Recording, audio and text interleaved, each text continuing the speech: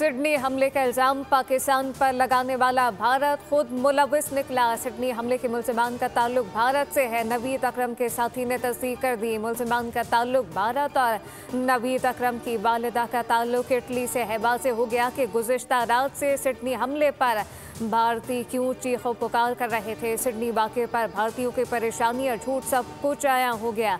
Australia के शहर Sydney के साहिल पर बाप बेटे ने फायरिंग करके 15 अफराद को हलाक और 40 को जख्मी किया।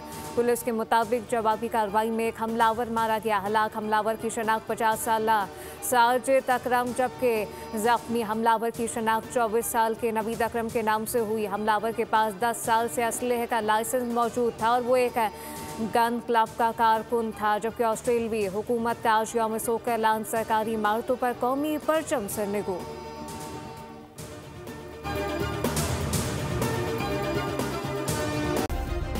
सब्सक्राइब करें और बेल दबाएं ताकि कोई खबर रह न जाए।